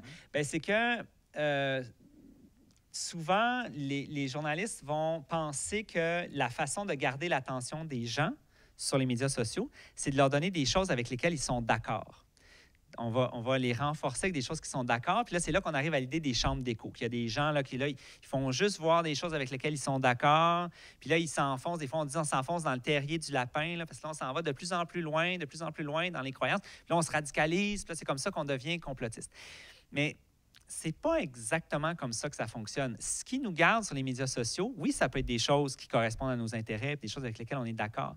Mais ça peut aussi être des choses qui nous choquent, qui nous troublent, qui nous mettent en beau maudit d'avoir une publication de quelqu'un que là, tout d'un coup, on dit, bien voyons donc, ça donne bien pas de bon sens, ça. Puis là, là, je vais y répondre. Puis là, je vais mettre un commentaire en bas de sa publication pour dire, ben non, tu connais pas telle affaire, Puis là, je vais regarder les likes. Puis là, j'ai des likes, puis là, c'est bon. Puis là, la personne répond, puis là, elle aussi, elle a des... Bon. Puis là, on embarque dans une espèce de combat. Mais tout ça, ça occupe de l'attention. Fait qu'à ce moment-là, en fait, c'est que ce qu'on se rend compte, c'est que ce qui occupe les gens, c'est pas juste parce qu'ils sont en train d'être convaincus, ils sont en train d'être endoctrinés, mais c'est plus que ça nous prend beaucoup de notre temps. Donc, tantôt, je parlais de QAnon, qui est une thèse, qui est complètement fantasmagorique, complètement farfelu, mais c'est tellement efficace pour les médias sociaux, QAnon, parce que, oui, ça peut aller chercher l'adhésion de gens qui auraient peut-être des sympathies pour le complotisme ou pour ce genre de thèse-là, mais ça va aussi chercher l'intérêt de gens qui veulent les démentir, de gens qui veulent les ridiculiser, de gens qui veulent les combattre. Donc, ultimement, même quand on est en opposition à ces thèses-là, il reste que c'est ces gens-là qui sont capables d'occuper l'agenda, qui sont capables d'occuper les discussions. Puis donc, il y a des gains politiques à travers ça parce que c'est eux qui, finalement, le débat public se retrouve un peu orienté. Puis quelqu'un comme Trump, on a beaucoup parlé de Trump sur Twitter, puis tout ça, bien, il n'est plus là. Je ne sais pas, peut-être avec Elon Musk, peut-être qu'il va revenir. Mais quand il était sur Twitter, bien, il était extrêmement habile pour lancer, on parlait de bombe tantôt, hein, lancer quelque chose, puis que là, tout d'un coup, c'est ça qui devient le sujet de la discussion pour toute la journée, parce qu'il a dit quelque chose de complètement débile, mais ultimement, il a réussi son coup, même s'il se fait condamner partout, parce que pendant qu'il parle de son truc débile, on ne parle pas de d'autres choses qui auraient pu être plus importantes, peut-être que d'autres choses que Trump a faites, mais qui sont beaucoup plus significatives. Mais là, parce qu'il a dit quelque chose sur telle vedette ou qu'il a dit, bon, il fait une déclaration incendiaire, mais là, ça parvient à spinner. Puis finalement, pendant ce temps-là, on a passé la journée à parler de ça, alors qu'il s'est passé plein d'autres choses. Fait que ça, je trouve, c'est le genre, c'est que quand on parle de la désinformation sur Internet, tout ça, on va beaucoup prendre des métaphores. Puis là, c'est sûr, la pandémie, ça a beaucoup joué là-dedans. On va beaucoup prendre des métaphores de contamination. On va dire qu'il y a une pandémie de désinformation. Ça, si vous vous souvenez, là, dans vraiment la période critique de la pandémie, on disait, bien là, il y a une pandémie de désinformation. On disait aussi une infodémie. Fait que c'est comme si on disait que, finalement, la désinformation, ça se transmet comme un virus. Ça, pour moi, j'ai des gros problèmes avec ça parce que c'est une perspective très biologique. Puis là, encore une fois, on voit le lien, la science de la nature, positiviste, tout ça, que finalement, les individus sont des gens comme un petit peu passifs qui reçoivent tout. Mais il y a des chercheurs qui disent, bien, la métaphore de la contamination, c'est pas la bonne. C'est plus la métaphore de la pollution. C'est pas la même chose. Contamination, on est infecté sans trop le réaliser. On est des gens fragiles, on est des gens vulnérables. Pollution, c'est plus de dire, il y a du bruit, il y a du bruit ambiant, il y a comme une fumée là, qui fait qu'on ne voit pas les choses clairement, on ne voit pas ce qui est en train de se passer autour de nous parce qu'on est tellement embrouillé, on est tellement dans une espèce de nuage gris de toutes sortes de propos toxiques qu'on est obligé de démonter, de réagir. Fait que je trouve qu'on aurait plus intérêt à le voir de cette façon-là que comme de la contamination, puis comme quelque chose auquel les gens adhèrent là, un peu de façon instantanée. Justement, cette pollution-là qui est créée, on pourrait dire que ce sont un peu comme les gaz d'échappement de beaucoup de voitures, où en fait, c'est une pollution créée par beaucoup de voix qui sont libérées, qui ont été libérées récemment, là, dans l'histoire de l'humanité, c'est arrivé il y a 2 secondes, là, par les réseaux sociaux. Et vous avez aussi évoqué le fait que Trump n'est plus sur Twitter. Hein. Il a été chassé, vous allez peut-être y revenir, effectivement, mais... ça m'amène à parler, et en fait, à revenir à ce dont vous parlez dans ce chapitre sur Internet, le 4e, la modération. Oui. Qui s'occupe, qui gère, qui, justement, fait la police, entre guillemets, qui police, en fait, les médias sociaux. On a l'impression parfois que ce sont, des gens bienveillants qui s'assurent que tout ne va pas trop loin, mais vous nous dites que ce n'est pas le cas dans votre livre. Comment ça marche? Bien, c'est parce que... l'environnement médiatique dans lequel on est, il est très toxique parce que, bon, tantôt, je disais, quand la quête de profit devient importante, la qualité de l'information ou la qualité de la conversation, si on veut parler des médias sociaux, va avoir tendance à diminuer. Puis, les médias sociaux qu'on a en ce moment, c'est l'équivalent du journaliste jaune de Hearst dont je parlais tantôt. C'est-à-dire que tout est orienté. L'objectif premier, c'est le profit maximal. Donc, à peu près n'importe quoi passe. Anything goes. C'est un peu ça la règle. Donc, la modération, elle est extrêmement pauvre. En fait, il y a comme 2 méthodes. Il y a des méthodes qui sont plus de l'intelligence artificielle, là, avec des gros guillemets, parce que jusqu'à quel point cette intelligence-là est intelligente, mais il y a des détecteurs. Mais sinon, il y a des équipes de modérateurs. Mais on est vraiment dans la course. C'est des Walmart, en fait. Hein? C'est des Walmart de conversation, d'interaction, d'information. Fait que c'est comment en arriver au moins de coûts possible. Donc, les équipes de modérateurs, c'est des gens... Parce que c'est quand on signale un contenu dans un média social. On fait un signalement en disant c'est haineux, telle chose, donc faites quelque chose par rapport à ça. Bon, oui, il peut y avoir, des détecteurs, des machines qui vont essayer de détecter ça, mais éventuellement, ça peut se rendre sur le bureau de quelqu'un. Puis il y a des modérateurs qui peuvent être aux États-Unis, mais qui peuvent être en Inde, qui peuvent être dans différents endroits dans le monde, et qui doivent traiter des quantités complètement hallucinantes de signalements. Puis vous imaginez quand les gens signalent des choses, c'est parce que c'est pas beaux. C'est des trucs racistes, c'est des trucs homophobes, c'est des vidéos de viol, c'est des vidéos de meurtre, c'est de la pornographie juvénile. C'est toutes sortes de choses comme celle-là. Donc, il y a des gens qui sont payés, pas cher, pour s'infliger du contenu comme celui-là à répétition, pour évaluer. Puis souvent, c'est des décisions qui doivent être prises en quelques secondes parce que ça s'enchaîne très rapidement. Donc, ils doivent évaluer à répétition des centaines de publications par jour pour voir si effectivement c'est conforme à telle ou telle politique. L'autre chose aussi avec la modération, c'est que là où moi j'ai des problèmes, en fait, c'est que c'est des entreprises qui ont un très, très gros pouvoir. Puis souvent, de dire, c'est comme si on a l'espoir que ces gens-là vont être capables de mieux modérer les discours. Puis moi, j'ai un problème avec ça dans le sens où c'est comme si on les demandait un peu d'être des polices de l'espace public, mais c'est des polices pas publiques, c'est des polices privées. Nos espaces d'interaction en ligne, que ce soit Facebook, Instagram, TikTok, Twitter, nommez-les, c'est des entreprises privées. Donc, c'est des espaces publics, mais qui appartiennent à des entreprises privées. Donc, il y a comme toujours une espèce de mélange des genres parce que l'idée, c'est de garder les gens. Donc, c'est ça, c'est qu'on leur demande de prendre des décisions qui sont quasiment des décisions des juges, là, quasiment. Est-ce que ça, c'est haineux ou pas? Est-ce que ça, c'est l'apologie du terrorisme ou pas? Donc, il y a des gens qui se retrouvent à prendre des décisions extrêmement complexes dans des temps extrêmement lourds, puis avec une opacité incroyable, faire appel à une décision. Oui, c'est sûr, quand on pense modération, on pense Donald Trump, on pense justement contenu haineux, tout ça, mais il y a aussi plein de gens qui se font suspendre de façon définitive ou pas pour des messages ironiques. Des fois, la machine, je parlais d'intelligence artificielle, qui n'est pas toujours si intelligente que ça, bien, la machine n'est pas toujours capable de détecter l'humour, détecter l'ironie. Donc, il y a des gens qui peuvent voir leur compte suspendu pour des choses qui n'étaient absolument pas haineuses ou qui étaient même la dénonciation. Il y a même des gens de l'agence Science Presse qui ont fait des trucs, justement, ou Brigitte Noël à Radio-Canada, qui faisait des publications sur QAnon qui présentaient un peu c'est quoi ce mouvement-là. Je pense que Brigitte Noël, c'est sur Instagram qu'elle avait eu des publications. Là, je vais de mémoire. Je ne sais plus si c'est des publications ou son compte au complet. Je pense que c'était des publications qui avaient été rayées parce que ça avait été détecté comme étant de la promotion de complotisme et tout ça. Mais finalement, elle faisait de l'enquête là-dessus. Fait que les espaces publics comme ceux-là, sans que ça, je ne suis pas en train de dire que ça devrait appartenir à l'État, mais ça devrait au minimum ne pas être un enjeu de profit, en fait. C'est des espaces communautaires, un lieu comme celui-là, une bibliothèque, où est-ce qu'on peut avoir des échanges.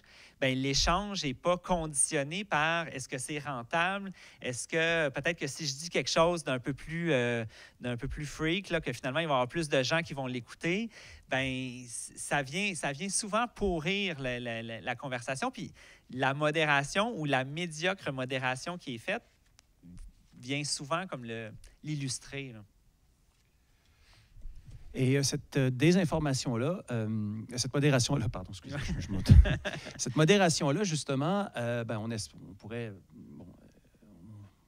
à vous entendre, et je pense que vous avez assez raison, on ne peut pas s'attendre à grand-chose. Là. Mm-hmm. Mais on pourrait s'attendre à tout le moins qu'elle fasse preuve de vigilance par rapport à la désinformation. Mm-hmm. Qui est un des chapitres aussi le 5e de votre essai. Ouais. Et cette désinformation-là, pouvez-vous nous... Parce que là, le temps file, il nous reste peut-être une vingtaine de minutes avant les questions. Et donc, je sais que c'est difficile de faire rapide, mais cette désinformation-là, là, je veux dire, comment est-ce qu'elle naît? Quels sont les germes d'une... de donner des exemples aussi, là, de désinformation qui marche, hein, qui pénètre les esprits et qui fait... Et puis après ça, c'est difficile à détricoter. Bien...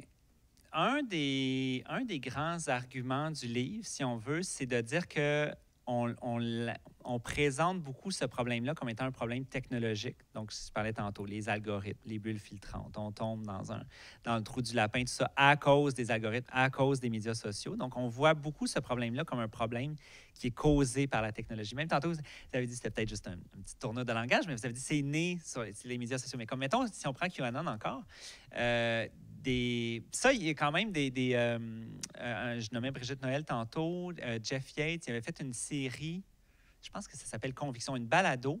Il y a eu 2 saisons. En fait, la 2e saison, c'est eux qui s'en occupaient. Puis il y a un des épisodes où est-ce qu'il parle de ces complots-là sur l'élite pédosataniste, machin. Ça existait dans les années 80-90. Il y a beaucoup des thèses complotistes qui sont pas nées hier, en fait. Puis c'est vrai que les médias sociaux contribuent à leur donner davantage d'ampleur. Ça contribue aussi à leur donner...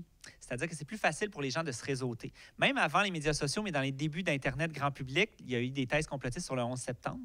Les attentats, peut-être vous avez déjà entendu parler de ça, les attentats du 11 septembre, il y a des thèses à l'effet que ils appellent ça une inside job, donc ça a été comme commandé par le gouvernement, c'était une façon de reprendre le dessus et puis d'aller en Irak ou peu importe. Pas peu importe, c'est quand même important, mais bon, vous voyez un petit peu l'idée. Là, on est, donc, le 11 septembre, c'est en 2001, fait qu'à ce moment-là, Internet commence à être plus dans les foyers. On n'est pas à l'époque des médias sociaux, mais ça aide des gens qui auraient ces idées-là. Ça, c'est une des grandes caractéristiques d'Internet, c'est que les gens qui ont des affinités communes peuvent se retrouver facilement. L'affinité, ça peut être le jardinage, mais ça peut être le 11 septembre, c'est un canular ou c'est une invention ou ça a été commandé. Fait que la technologie joue un rôle. Elle joue un rôle là-dedans, mais la technologie ne crée pas ces thèses-là. Fait que un des grands axes du livre, c'est de dire plutôt que de voir le problème comme un problème technologique, c'est un problème politique. Fait que les thèses complotistes, une de leurs utilités, entre guillemets, là, pourquoi c'est utile pour des gens qui vont y adhérer, c'est que ça permet de contester certains récits dominants, que ce soit le récit des médias, mais le récit des gouvernements. Fait que souvent, je trouve souvent quand on analyse ces thèses-là, c'est ça, c'est qu'on va vraiment dans qu'est-ce qu'ils disent, c'est quoi qu'elles disent ces thèses-là, alors qu'en fait, il faut plus regarder. C'est comme des chevaux de Troie. Vous connaissez ce que c'est un cheval de Troie? C'est l'idée que, c'est un peu une légende. Comment? Un virus informatique. Le cheval... Non, mais le cheval de Troie, OK. Mais je veux pas rentrer trop loin. En fait, ce que je veux dire, c'est que c'est des outils. Les thèses complotistes, c'est une façon de faire entrer un certain discours, puis surtout de faire entrer un certain doute. Ça aussi, c'est une autre chose que je trouve qu'on a tendance des fois à prendre le problème à l'envers, c'est qu'on voit ces thèses, le complotisme, comme un problème de crédulité. Les gens sont trop crédules, les gens sont trop naïfs, ils adhèrent. Puis là, quand on va par cette voie-là, comme je le mentionnais plus tôt, on finit par s'arracher les cheveux parce qu'on se dit, mais voyons donc, là, la Terre qui est plate, il me semble que, bon, tu prends l'avion, tout ça, tu t'en vas en Asie, bon, il y a toutes sortes de façons de... Comment des gens peuvent aller aussi loin? Alors que c'est pas tant comment les gens en viennent à croire, c'est comment est-ce que ces thèses-là permettent de faire douter sur les institutions. Les platistes, il y a un très bon documentaire sur les platistes, je pense qu'il est disponible sur Netflix, qui s'appelle Behind the Curve, qui est vraiment une incursion dans le monde des platistes.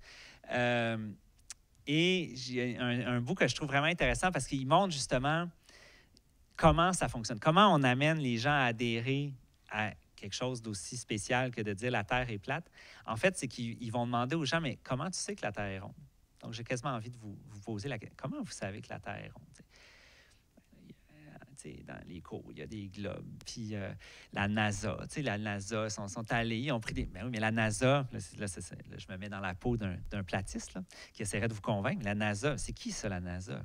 Connaissez-vous des gens de la NASA, vous autres, les astrophysiciens et tout ça? Moi, j'en connais pas d'astrophysiciens. C'est qui ces gens-là? Saviez-vous que la NASA, il avait déjà reçu de l'argent? Bon, puis là, tu pars sur quelque chose. Donc, c'est quand on est dans un contexte où les gens ont peu confiance dans leurs institutions. Je parlais tantôt du capitalisme. Les gens considèrent que le capitalisme est plus nuisible que bénéfique. Les gens ont peu confiance dans leurs institutions parce que souvent, elles ne sont pas très transparentes, pas toujours très démocratiques. Les sociétés sont de plus en plus inégalitaires. Donc, en général, ça, c'est une règle sociologique assez... pas universelle, là, mais qui est assez fréquente. Plus les sociétés sont inégalitaires, moins les gens ont tendance à avoir confiance. Parce que si c'est inégalitaire, ben ton travail personnel, tes efforts individuels, tu crois de moins en moins qu'ils peuvent t'aider à monter les échelons, à connaître une mobilité sociale, parce que la société est tellement écartée, il y a tellement des grandes inégalités qu'on n'a plus confiance.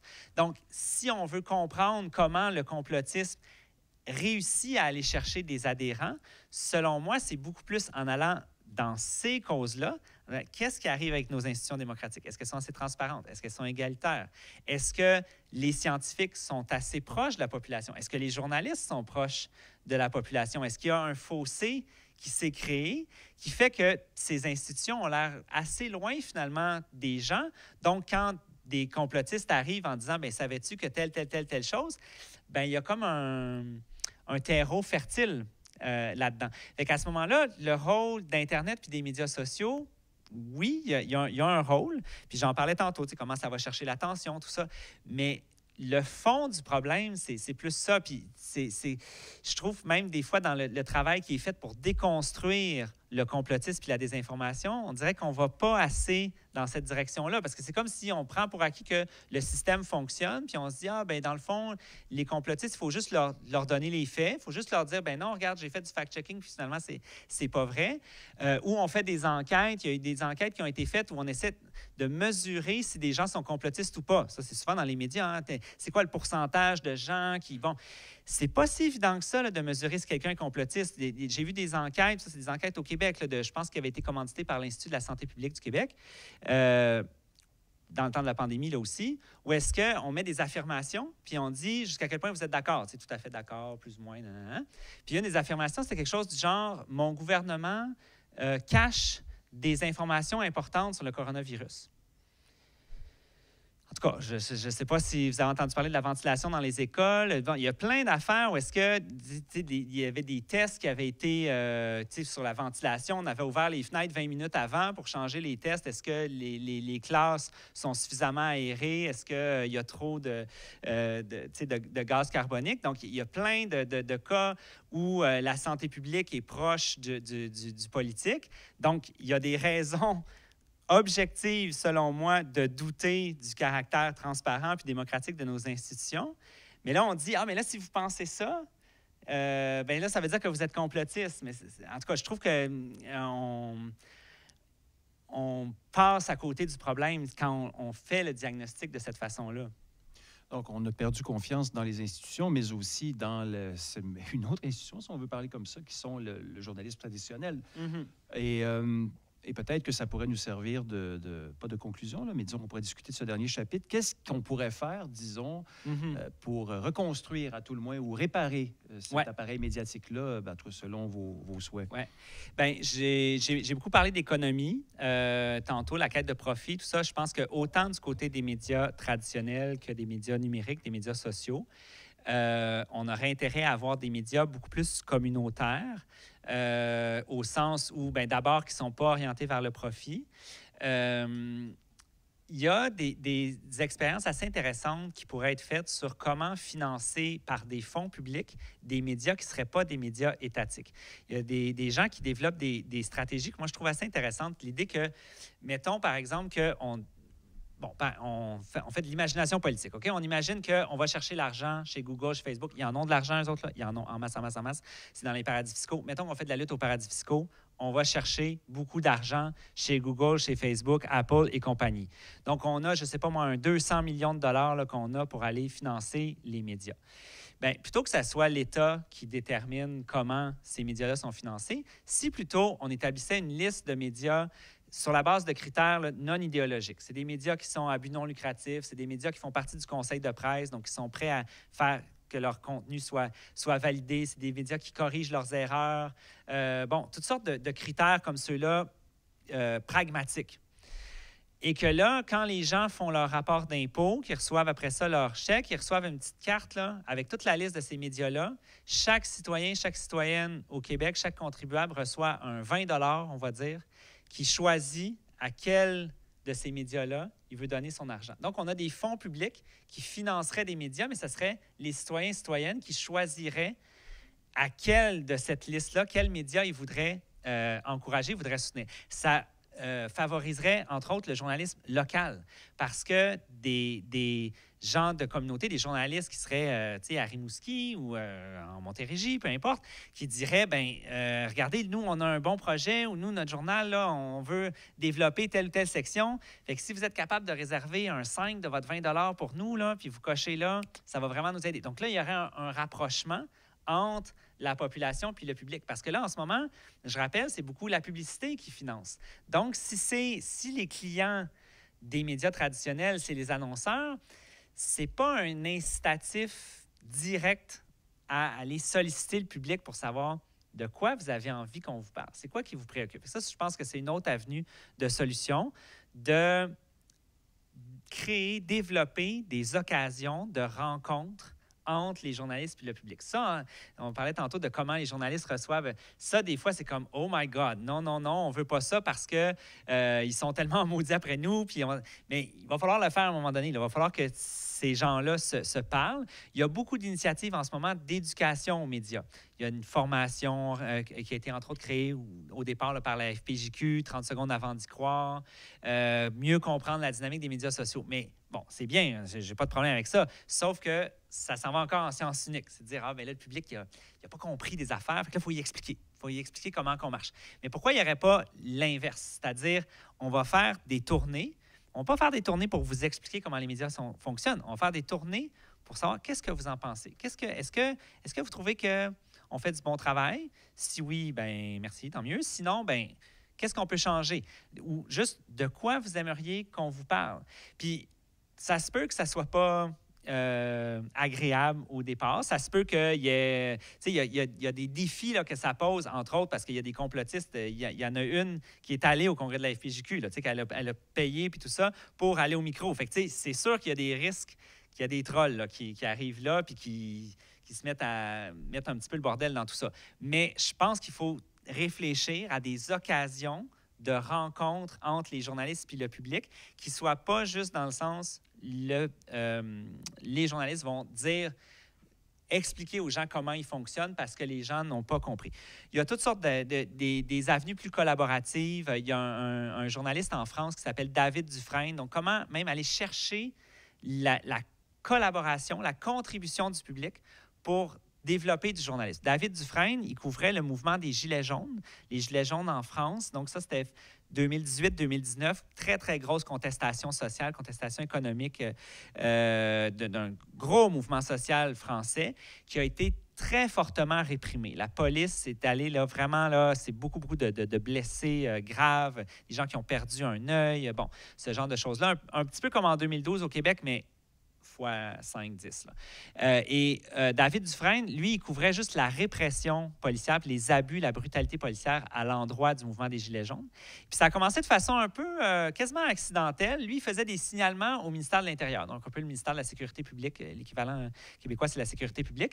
Et lui, il faisait des tweets. Ça commençait toujours par « Allô, Place Beauvau ». Place Beauvau, c'est comme le compte du ministère de l'Intérieur. « Allô, Place Beauvau », c'est pour un signalement. Puis il s'est mis à numéroter les cas, puis c'était des vidéos que des manifestants, des manifestantes lui envoyaient. Donc ça, c'est un outil. Là. Les gens, ils ont des outils, ils ont des comptes, Facebook, Twitter, médias sociaux. Ils ont des caméras dans les poches. Donc, les individus, ils ont des informations aussi qui peuvent partager puis qui peuvent être d'intérêt public.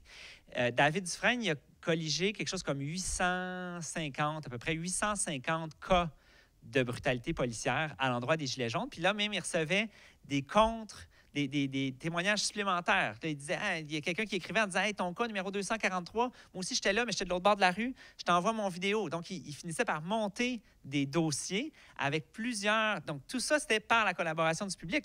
Des manifestations de Gilets jaunes, il y en avait partout. Fait qu'il ne pouvait pas être partout à la fois, là. Mais il faisait appel aux gens en disant, envoyez-moi vos choses. Moi, je vais centraliser tout ça, je vais l'organiser. Puis il a gagné des prix pour ça. Fait que ça, moi, je trouve que c'est une avenue qui est intéressante parce que c'est non seulement on utilise le pouvoir des médias sociaux, parce qu'on a beaucoup parlé de tous les effets négatifs des médias sociaux, mais il y a aussi des aspects qui sont très positifs. Non seulement on va chercher ça, mais en plus, c'est un autre type de relation avec le public qu'on est en train de créer. Donc, autant tantôt, je parlais du financement en disant si on avait un financement qui fonctionnait plus par des bons que les gens choisissent, puis que là, donc, au niveau économique, il y a un lien plus fort, plus de d'interdépendance qui se développe entre les journalistes et le public, mais même dans la façon de faire, en allant chercher des témoignages. Moi aussi, à la limite, le mouvement Moi aussi, je trouve que c'est un exemple de collaboration fructueuse, en fait, entre des citoyennes, dans ce cas-ci, surtout des femmes qui avaient des cas à dénoncer. Ça a commencé beaucoup par les médias sociaux, moi aussi, mais éventuellement, il y a quand même des journalistes qui ont pris le relais de ça. Puis c'est compliqué de faire des enquêtes sur montrer des cas répétés d'inconduite ou d'agression sexuelle, surtout si c'est des célébrités. Mais donc, c'est possible, je pense, d'avoir un journaliste qui est plus en partenariat, là, si je peux dire, avec le public. Puis ça peut éventuellement, tout ça, là, j'espère, en tout cas, retisser certains liens de confiance. En tout cas, moi, j'ai confiance que cet essai-là, il devrait être lu, malgré les réserves qu'on peut avoir. On en discutera peut-être après. Ben oui. Mais, écoutez, je voudrais vous remercier, M. de Grosbois, d'avoir présenté votre bouquin ce soir. Merci à vous. Et ça ouvre une période de questions, n'est-ce pas, pour la prochaine demi-heure. Donc, le micro est ici, qui est présentement manipulé par notre camarade. Alors, écoutez, la parole est à vous, un peu comme vient de le faire, comme vient de l'annoncer ou de faire appel à M. de Grosbois. Donc, on vous écoute. Ne pas. Merci. C'était très, très intéressant. C'est difficile de venir poser une question quand on a l'impression que tant de choses pertinentes ont déjà été dites. Le titre du livre, c'est la chose qui m'avait un peu intrigué, moi, la collision des récits. Je ne l'ai pas encore lu. Je comprends mieux de quoi il s'agit, puis en quoi ça peut avoir un lien avec le journalisme. Quelque chose comme un éclatement d'un récit dominant a eu lieu ces dernières années. Je pense que c'est ça que tu dis. As-tu catégoriser un tout petit peu les récits qui s'affrontent à l'heure actuelle? Es-tu capable de nous dire, récit, d'accord, mais où est-ce que ça collisionne? Sur quelle question? Oui, bonne question. C'est-à-dire que tantôt, on parlait d'un peu de tout le discours néolibéral, d'être réaliste, les chiffres, tout ça. Ça, c'est un des récits pour moi, qui est vraiment au centre, en tout cas, qui l'a été longtemps. L'idée que la réalité économique telle que définie par le néolibéralisme, ça ne se conteste pas, c'est là, puis et qui a été comme très, très, très fort, entre autres dans les médias, puis que c'est ça qui a un peu éclaté, selon moi, à partir de 2008. Puis c'est assez schématique, là. On pourrait sûrement faire de plus de... Il y a un autre récit qui est aussi un récit un peu de droite, puis qui n'est pas complètement incompatible avec le néolibéralisme, mais qui est un récit plus du ressenti. Donc, quand on parle de Trump, mais on pourrait remonter avant à George W. Bush, qui était beaucoup dans son feeling. Stephen Colbert, vous connaissez peut-être Stephen Colbert, humoriste puis animateur de talk show américain, il parlait de truthiness, comment la vérité comme tu la sens dans tes tripes, hein, finalement. Fait qu'il y a tout le courant qui s'en va vers la droite plus conservatrice. Parfois, on parlait de droite populiste, éventuellement extrême droite, qui a là, il y a comme une autre récit, là, avec... c'est ça, donc l'idée que, oui, les faits, mais il y a aussi comment je ressens les choses.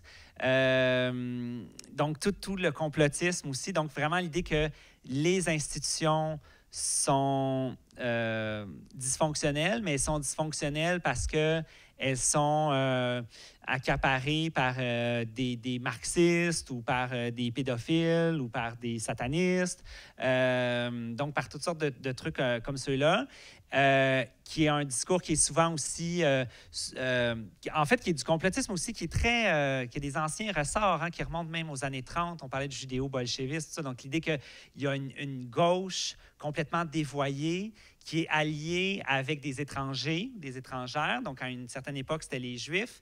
Maintenant, on sait beaucoup plus l'islam, les musulmans, les musulmanes. Donc, ça, c'est toute une autre catégorie de récits qui est très belliqueux, intolérant, puis qui est en détachement de plus en plus prononcé avec les faits puis avec l'empirie, là, qui commence à dire des choses qui ont plus aucun ancrage avec la science. Puis le troisième, qui, selon moi, n'est pas dans sa meilleure période. C'est un récit critique aussi. En fait, c'est que l'effondrement de ce centre-là néolibéral, si on veut, libéral-néolibéral, l'effondrement en termes de légitimité, ça a comme fait remonter des choses des deux côtés, en fait. Donc, ça a fait remonter l'extrême droite dont je viens de parler ou une droite conservatrice populiste. Mais il y a aussi un discours critique de gauche, quand je parlais tantôt de Occupy Wall Street, de la grève étudiante de 2012, le discours sur la crise climatique aussi, hein, toute la critique qui vient du mouvement écologiste qui dit, dans le fond,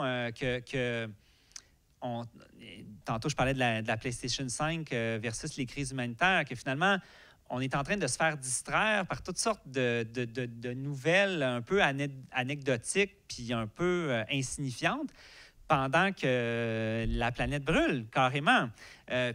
Donc, disons, je prends le mouvement écologiste parce que c'est peut-être un de ceux qui est encore assez solide et qui est capable d'articuler une certaine critique. Mais juste comme depuis quelque temps, il y a quand même un certain nombre d'actions directes assez provocatrices, des gens qui lancent de la soupe aux tomates sur la vitre des tournesols de Van Gogh, pas sur le tableau de Van Gogh, mais sur la vitre.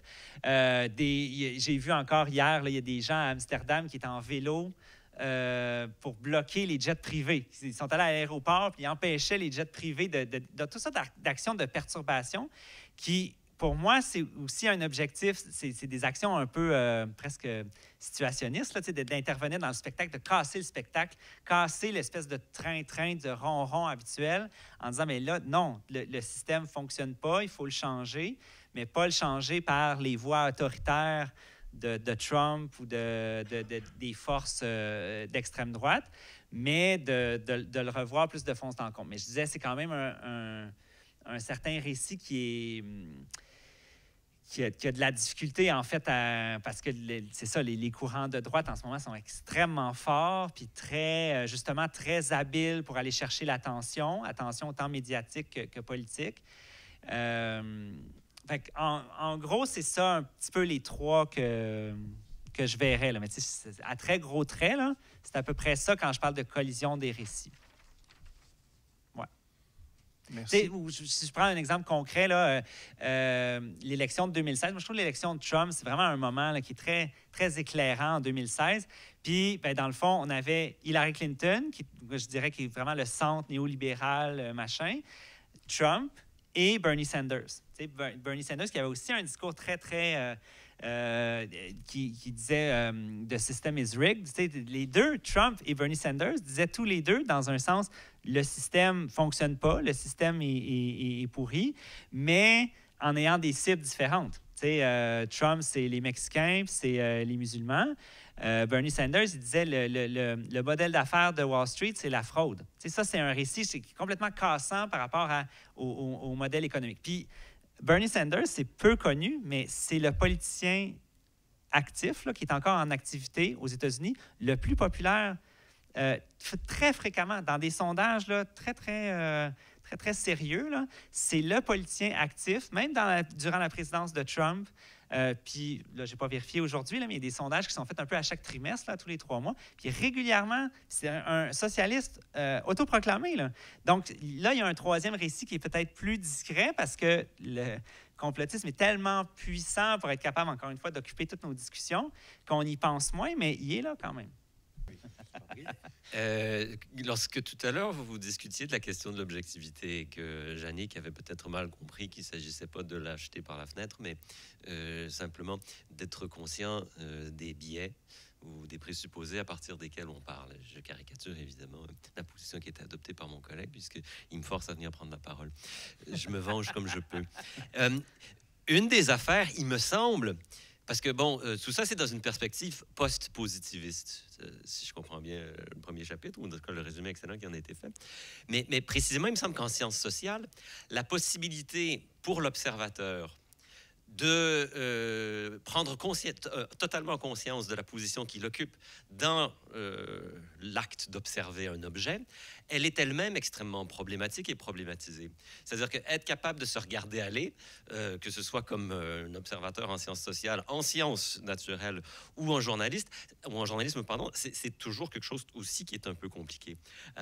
C'est-à-dire qu'il y a des angles morts, il y a des choses qu'on ne voit pas, il y a des choses dont on n'est pas très bien conscient. Donc dans cette espèce de remise en question d'une conception positiviste du journalisme, il y aurait le journaliste qui est capable de prendre conscience ou qui est conscient, disons, de ses présupposés, de ses préjugés, on pourrait le dire comme ça. Mais jusqu'où est-ce qu'on peut vraiment lui faire confiance pour faire ce travail d'autocritique ou d'autoréflexion? Oui, vous avez vraiment des bonnes questions. Jusqu'où est-ce qu'on peut lui faire confiance? C'est-à-dire que ça peut pas... c'est que ça peut pas juste reposer sur la conscience individuelle, en fait. C'est qu'il faut que ça prend faut installer des nouvelles façons de faire qui vont faire que le journaliste va se faire différemment, selon moi. Tu sais, je pense que, ça, c'était des choses d'ailleurs qui étaient discutées un petit peu au congrès de la FPJQ, du méta-journalisme, c'est-à-dire de réfléchir sur comment on fait du journalisme, qui devrait en avoir davantage. Ça pourrait être, par exemple, peut-être pas pour tous les articles ou tous les reportages, toutes les enquêtes, mais de temps en temps, de présenter aux gens qu'est-ce qui a nourri, en fait, la nouvelle. C'est sûr que des fois, il y a des sources qui sont confidentielles, ça, puis c'est pas l'idée d'être en rupture avec ça, puis commencer à dire, ben oui, c'est un tel au gouvernement qui m'a dit telle chose, mais que les journalistes soient davantage incités à produire de l'information sur comment j'en suis arrivé à cette nouvelle-là, qui je suis allé interroger. Ou encore, donc ça peut être pour un reportage en particulier, mais ça pourrait aussi être des textes ou des présentations qui sont davantage sur juste présenter qui la personne est, en fait. C'est-à-dire, moi, je suis souvent fasciné par des analystes. Tu sais, on a parlé de Martine Biron qui est allée en politique après avoir été analyste politique, puis les gens qui commentent le soir des campagnes électorales, je suis souvent frappé comment c'est des gens qui sont là pour faire de l'analyse. Ils ne font pas juste donner des faits, mais c'est quand même frappant comment des fois, on n'a aucune idée de comment ces gens-là pensent, dans le fond. C'est quoi, là? Tu sais, ils disent, mais là, tel sondage, il faut qu'ils fassent attention, puis là, telle déclaration, nanana. Mais c'est quoi qui les anime, dans le fond? C'est quoi qui fait qu'ils sont allés en journalisme? C'est quoi qui fait qu'ils s'intéressent à la politique, par exemple, pour ceux qui sont à la colline parlementaire? Tu sais, c'est des gens qui, j'imagine, ils en mangent de la politique, là, mais pourquoi ça les passionne tant que ça? Donc, de faire peut-être des textes là-dessus, des présentations pour se révéler davantage. C'est Simon Tremblay-Pépin qui avait fait un livre aussi qui s'appelle Illusion, qui est un autre livre de critique des médias. Puis c'était dans une entrevue, je pense qu'il disait ça, je pense pas que c'est dans le livre directement, mais il disait quelque chose comme si les journalistes disaient davantage où ils logent, on se rendrait compte qu'on en a besoin qu'ils logent ailleurs. Parce qu'il y a toutes sortes de présuppositions, il y a de préconceptions, de choses qui sont un peu prises pour acquis sur comment le système fonctionne, le système économique, le système politique, le système démocratique, qui sont un peu des a priori qui sont dans leur tête, mais qui ne sont jamais comme explicités. Puis moi, je pense que si on les amenait davantage à les expliciter, finalement, on se rendrait compte que, finalement, il y en a... Je parlais tantôt de la statistique sur le fait qu'il y a 50 % des Québécois qui pensent que le capitalisme est plus nuisible que bénéfique. Je serais curieux de savoir, juste sur une question comme celle-là, où les journalistes logent, de grands médias, là, puis j'ai l'impression que ça serait moins que 50 %. Puis peut-être qu'on va... il y a comme un décalage. Peut-être qu'on serait plus consciente qu'il y a des décalages entre un certain milieu, c'est une certaine classe sociale quand même, hein? C'est des universitaires. Il y a 20 % de la population du Québec qui a un diplôme universitaire de plus qu'un an, là, un bac, maîtrise ou plus. Je pense que c'est à peu près 20 % de la population du Québec. Donc, c'est je pense que ça me semble que j'ai regardé il n'y a pas si longtemps. Mais parce que je ne compte pas les certificats. Là. Mais bref, ça reste une minorité qui a des diplômes universitaires, mais dans les journalistes, c'est une majorité. C'est très, très, très, très blanc, là, le journalisme. Donc, juste d'avoir davantage d'informations sur qui ils sont comme personnes, en soi, je pense que ça serait Donc, ce n'est pas nécessairement de changer la façon de faire au quotidien. En tout cas, je pense qu'il y a différents mécanismes comme ceux-là qu'on pourrait se donner, qui ne seraient pas juste de « Ah, je suis avec ma conscience, puis comment je peux être plus conscient de mes biais », mais quel genre de pratique est-ce qu'on peut encourager qui ferait qu'on aurait un autre regard sur qui ils sont et ce qu'ils font. Écoutez, avant de quitter, j'aimerais que l'on remercie chaleureusement M. de Grosbois pour sa présentation. Merci à vous. Merci, Jannick.